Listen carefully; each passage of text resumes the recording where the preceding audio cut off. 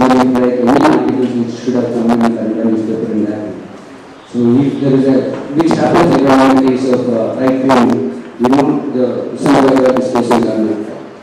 And actually interesting. Non-Muslims who actually read the Kannada. Basically, for example, Muslims are one of the people who cater and learning everything in this context. But in the other ways, like service, I don't know, it's not about that. Yeah. So, in that way, like Urdu media, for example, Urdu media in Bangalore. I think a fabulous role. Because in the Northeast community have issued press releases regarding the people who buy manufacturing, traveling industry, and about the opinion of what is happening. During that period, only the Urdu newspapers which widely carry the entire the opinion of the Northeast, and it actually helped in terms of reaching into the Muslim community who is supposed to be involved in this act. And secondly, when we talk about the communities, which is like, for example, the relationship which is broken between the communities. One of the interesting example I feel like the relationship between the Mugbira community and the Muslim community in Mangalore. And still, for example, last few months I was there, like traveling across the coast for a study. And what we realized is that from 70s onwards, several times the attackers were Mugbiras. The community had been very well used by the right-wing forces. And still, if you speak to Muslims as well as Mugbiras, they still say that the only community which we can trust around us is Mugbira community. That is from the Muslims, the vice versa. So here in Bangalore also, I'm very sure that Bangalore vegetarianism of the upper caste, like for example Lingayat to the Brahmini community who wants the properties here, won't allow the Northeast community to have that kind of a dependency on that community so easily. So these people are going to finally end up in the Muslim areas, Muslim dominated areas, which actually creates some kind of a cultural bondage within a urban social system. I don't think like the Kannada as a language, which I speak Kannada, I am a Malayali, but that's different. I don't think like the language, especially about like for example in an urban system like Bangalore, and the current political changes which is happening about English education as a dominant discourse in entire Karnataka. The learning of Kannada language as such is going to be a link. So I'll say that maybe it's better to learn a little more Urdu, because these communities are, the Kannada speaking Bangalore property owning communities are much more Brahminical. So they won't be, for example, I don't get a house in Bangalore in several areas because IIT told me. So this particular kind of like bringing into a language being the the only point in which culturally people interact, that I think like it will be like it's a very extremely difficult point if you look at the history of this entire country also to accept. Thank you. That was a very, very nuanced point there. So you are actually refuting the point that it's not just the knowledge of Kannada that might help, it's more than that, where people live, who they're living with, who's by their side. I mean, Sudipta, do you have anything to say in particular about his first point?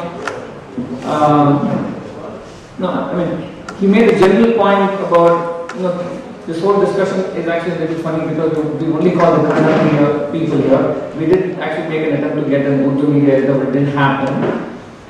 Any broad observations on this whole thing about Kannada media, Urdu media, English media, mediaization? Anything more to add? I don't know how I can comment on what Okay. the Urdu or the Kannada media, because I don't read both the languages, but I speak them quite good because I really don't know. Alright, no problem. Okay, so we are going to have to wind up. I'm going to just do a quick vote of thanks. First of all, I'd like to... Oh, sorry. Yeah, sure. I can see that. Sorry. Lawrence, you go first.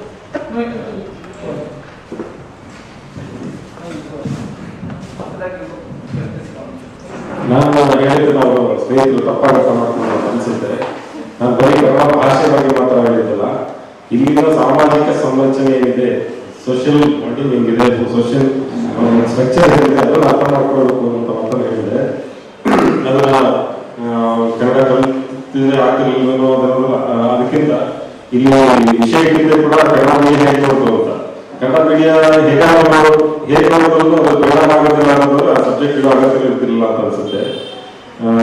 ನನಗೆ ಅನ್ಸೋದು ಯಾವುದೇ ಪ್ರದೇಶಕ್ಕೆ ನಾನು ಒಬ್ಬ ರಾಜಾಜಿನಗರದಲ್ಲಿ ವಾಸ ಮಾಡ್ತಿರೋನಾಗಿದ್ದು ಈ ಶಾಂತಿನಗರಕ್ಕೆ ಬಂದು ವಾಸ ಮಾಡಕ್ಕೆ ಬಂದ್ರೆ ಇನ್ನೂ ಲೋಕಾಲಿಟಿ ಅರ್ಥ ಮಾಡ್ಕೊಳ್ಳೋಷ್ಟಾದ್ರೂ ಆ ಜನಗಳ ಜೊತೆ ಒಂದು ಸಂವಹನ ಸಾಧ್ಯ ಆಗಬೇಕು.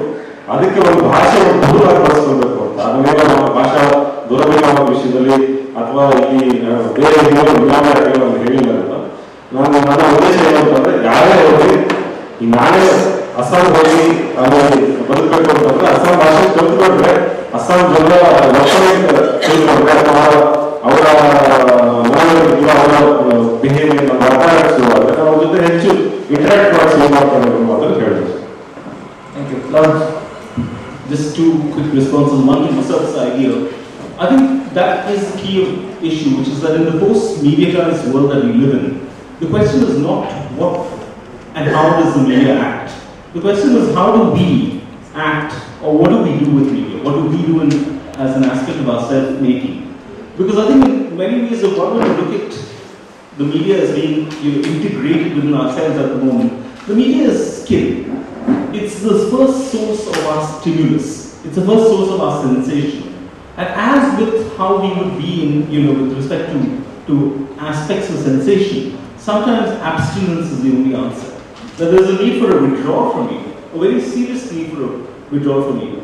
And I think that as an old-fashioned book, bibliophile, I think the only answer can be, it's not about new versus old media any longer, but how do we run away from all forms of media as the only way to retain some element of sanity. And this is not whether media is good or bad, we are smart enough to discern that. But really in terms of how does one deal with this entire refashioning of self and subjectivity because of this hyper stimulus of the body, right? So that's, on the language question, I think that, it's such a sensitive issue. This demand on the one hand as a result of, increasing globalization where local communities feel, threat in terms of linguistic, threats, etc. And the demand that outsiders know the local language. I think, while it's again, I agree with the normative aspiration that, anyone going into any place should make an effort to learn the language, but not as an aspect of fear. Language is best learned as an aspect of, as a matter of love. So if you present in a sense a Kuvempu rather than a Rakshana Vedike, the chances are that people will learn the language, much better. Yeah, very interesting. What's interesting about the first remark Lawrence said was he turned this upside down. We started asking the question, what role can the media play? And he says, maybe it's time to withdraw from the media itself. So what role can the people play? So it's time to take a break. All right, thank you very much for the three speakers. And in particular, thank you to the sponsors, both this institution as well as Indian Institute of Journalism and New Media. And also thank you for all of you for actually coming here and staying through the conversation and for all the questions. Appreciate it. Good evening.